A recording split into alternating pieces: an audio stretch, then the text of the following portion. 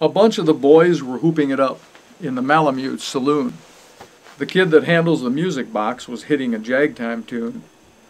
Back at the bar in a solo game sat dangerous Dan McGrew, and watching his luck was his light of love, the lady that's known as Lou. When out of the night which was 50 below, and into the din and glare, there stumbled a miner fresh from the creeks, dog dirty and loaded for bear. He looked like a man with a foot in the grave and scarcely the strength of a louse.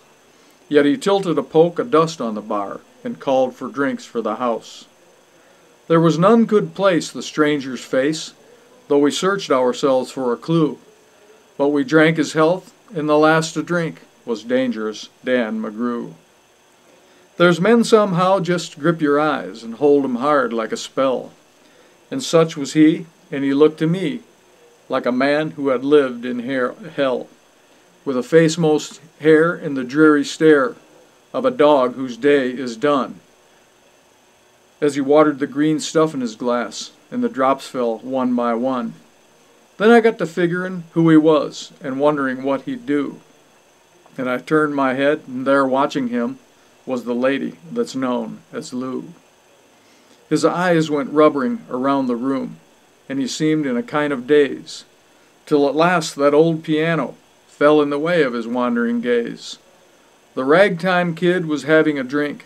There was no one else on the stool, so the stranger stumbles across the room and flops down there like a fool. In a buckskin shirt that was glazed with dirt, he sat and I saw him sway. Then he clutched the keys with those talon hands. My God, but that man could play. Were you ever out in the great alone, when the moon is awful clear, and the icy mountains hemmed you in with a silence you most could hear, with only the howl of a timber wolf, and you camped there in the cold, a half-dead thing in the stark dead world, clean mad for the muck called gold? While high overhead, green, yellow, and red, the north lights swept in bars. Then you've a hunch what the music meant, hunger and night and the stars. And a hunger not of the belly kind, that's banished with bacon and beans, but the gnawing hunger of lonely men, for a home and all that it means. For a fireside far from the cares that are, 4 walls and a roof above, but oh so cramful of cozy joy, and crowned with a woman's love. A woman dearer than all the world, and true as heaven is true. God, how ghastly she looks through her rouge, the lady that's known as Lou. Then on a sudden the music changed, so soft you scarce could hear, but you felt that your life had been looted clean of all that had once held dear, that someone had stolen the woman you love, that her love was a devil's lie, that your guts were gone and the best for you was to crawl away and die. 'Twas the crowning cry of a heart's despair, and it thrilled you through and through. I guess I'll make it a spread misere, said dangerous Dan McGrew. And the music almost died away. Then it burst like a pent-up flood, and it seemed to say, repay, repay, and my eyes were blind with blood.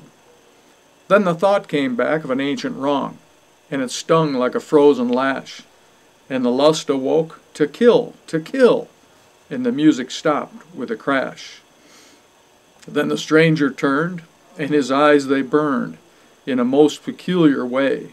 In a buckskin shirt that was glazed with dirt, he sat, and I saw him sway.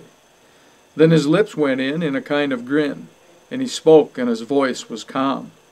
And boys, says he, you don't know me, and none of you care a damn, but I want to state my words are straight, and I'll bet my poke they're true, that one of you is the hound of hell, and that one is Dan McGrew. Then I ducked my head, and the lights went out, and 2 guns blazed in the dark, and a woman screamed, and the lights went up, and 2 men lay stiff and stark. Pitched on his head and pumped full of lead was dangerous Dan McGrew, while the man from the creeks lay clutched to the breast of the lady that's known as Lou. These are the simple facts of the case, and I guess I ought to know. Some say the stranger was crazed with hooch, and I'm not denying it's so. I'm not so wise as the lawyer guys, but strictly between us two, the woman that kissed him and pinched his poke was the lady that's known as Lou.